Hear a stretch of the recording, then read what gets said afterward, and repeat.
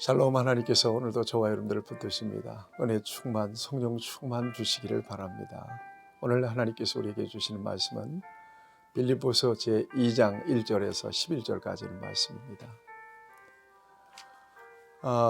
교회는 그리스도의 몸입니다. 우리는 그리스도의 지체들이죠. 고린도서 12장에 보면 은사를 얘기하면서 몸을 비유합니다. 몸에 얼마나 많은 지체가 있습니까? 그 모든 지체가 머리 되신 그리스도의 지시에 따라서 움직입니다. 이게 교회라는 얘기입니다. 교회는 다양한 지체들이 가지고 있는 고유하고도 절대적인 그 기능과 역할들로 인하여 세워집니다. 그래서 교회를 은사 공동체라고 이야기합니다. 교회에 여러 가지 직분들이 있어요. 목사도 있고 교사도 있고 장로도 있고 집사도 있고. 왜 이런 조직들을 세웠을까요? 에베소 4장에 하면 그리스도의 몸을 세우게 하려 함이라 이렇게 되어 있습니다. 여러분, 몸을 생각해 보세요. 이 몸의 지체들이 머리의 지시를 받지 못하고 각자 이렇게 이 역할을 한다고 생각해 보세요. 제대로 생활이 가능하다고 생각하시나요? 절대 제대로 생활이 가능할 수가 없어요. 눈은 눈의 역할이 있어요. 코는 코의 역할이 있어요. 어떤 분은 음식점을 하시는데 희한하게도 냄새를 못 맡는데요. 냄새를 못 맡으시는데 음식점을 하세요. 심지어 빙초산이 얼마나 강합니까? 빙초산 냄새를 이렇게 맡아보겠는데도 그것도 못 맡으시더라고요. 그런데 음식 맛은 기가 막힌 거예요. 얼마나 답답할까요? 우리 교회 교단에 김선태 목사님, 신라만가병원 이사장이신 김선태 목사님, 우리 교회도 한번 모신 일이 있습니다만 어릴 때 그냥 폭탄이 터져가지고 눈이 실명을 했어요. 얼마나 고생을 했는데 하나님께서 그를 구원하시고. 그런데 그분은 굉장히 유머가 많아요. 우리가 집회를 위해서 전화했는데 아이고 목사님 미남같이 생겼네요. 꼭 본 것처럼 말씀해요. 그렇게 유머가 많아요. 그런데 얼마나 답답할까요? 여러분, 지체가 지체로서의 어떤 역할을 못하고 서로 충돌하고 갈등한다면 몸이 제대로 유지가 될 수 있겠습니까? 교회도 마찬가지예요. 하나님은 무질서의 하나님이 아니라 질서의 하나님이에요. 제가 사도행전 강의하면서 방언에 대해서 얘기할 때 여러분, 고린도전서 14장에서 방언에 대해서 바울이 가르치면서 항상 강조하는 게 질서 있게 하라는 거예요. 덕을 세우라는 거예요. 덕이라고 하는 것은 뭐예요? 상대방을 의식하고 하라는 거예요. 나만 좋으면 안 된다는 거죠. 여러분, 교회가 평안하길 바라요.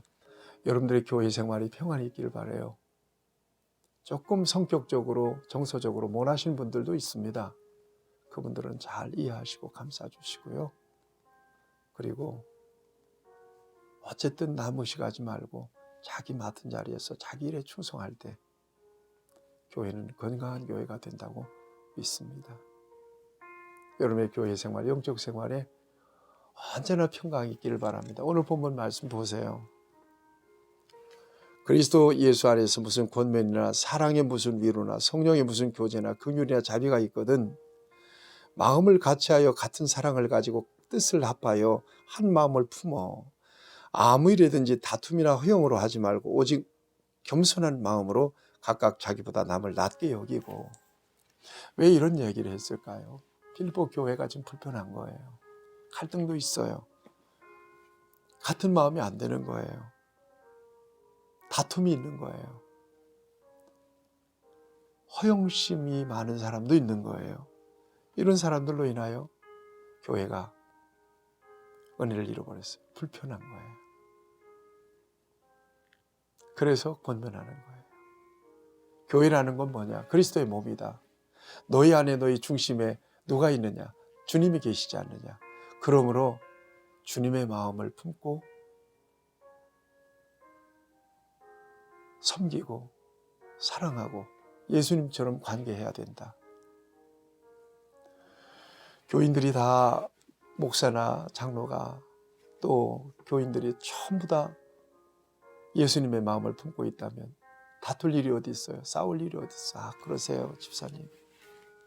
아, 그러세요, 목사님.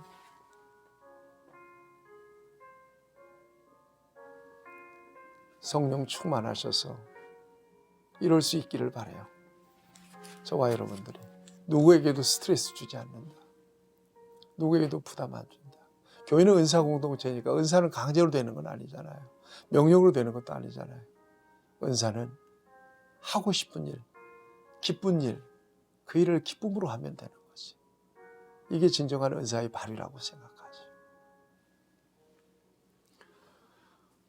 권면합니다. 너희 안에 이 마음을 품으라. 곧 그리스도 예수의 마음이니 그는 근본 하나님의 본체시나 하나님과 동등됨을 취할 것으로 여기지 아니하시고 오히려 자기를 비워. 그렇죠. 오히려 자기를 비워. 이 비우다, 비움이라는 말은 케노시스라는 말이에요. 비하, 자기 비하의 신분이에요. 케노시스. 예수님이 하나님이셨음에도 불구하고 사람의 모양으로 나타나서 종처럼 낮아지셨잖아요. 비하의 신분이에요. 케노시스. 예수님이 이렇게 낮아지셨다. 그리고 죽기까지 복종하시지 않느냐. 예수님을 이렇게 표현하는 걸 보면 빌립보 교회가 이게 부족했던 것 같아요. 낮아지고 죽기까지 복종하고. 반대로 얘기한 빌립보 교회의 성도들 가운데는 교만하고 자기만 이기적으로 살려고 하는 사람들이 있었던 것 같아요. 그러니까 이런 말을 하죠. 여러분, 그러나 기독교 안에 역설이 있다는 걸 꼭 기억하세요. 죽어야 사는 거예요. 낮아질 때 세워주시고요. 어린아이가 될 때 높아질 수 있는 거죠. 예수님 말씀, 주어야 받아요. 하나님께서 이 같은 역설적 믿음으로 무장돼서 예수님을 나타내는 하나님의 사람으로, 그래서 하나님이 존귀하게 여기고 이름도 없이 빛도 없이 묵묵하게 최선을 다한 그를 하나님께서 높여주실 때, 존귀하게 여겨주실 때 비로소 영광받는 그런 하나님의 사람으로 살 수 있기를 바랍니다. 사람은 몰라줘도 하나님은 아셔요. 그리고 사람도 또 알아줘야 합니다. 고생하는 거. 나는 우리 권사님들을 너무 귀하게 여깁니다. 고인이 되신 김아유 권사님, 제 마음속에 어머니처럼 계십니다.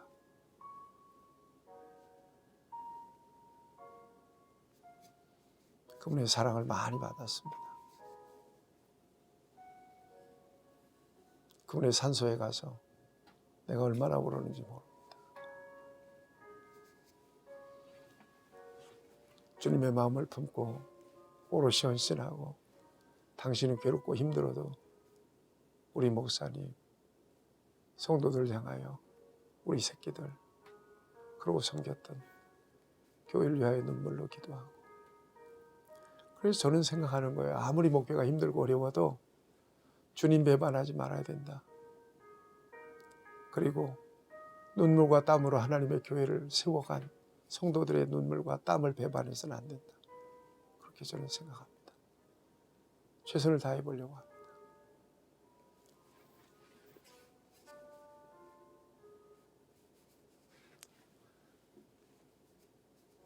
예수님의 마음을 품고 주님께서 우리에게 주신 사명을 마지막까지 잘 감당하는 저와 여러분들이 되시기를 축복합니다. 하나님 아버지, 오직 예수님의 마음을 주세요. 예수님의 마음을 주시옵소서. 우리 구주 예수님의 이름으로 기도하옵나이다. 아멘. 여러분 승리하시길 축복합니다.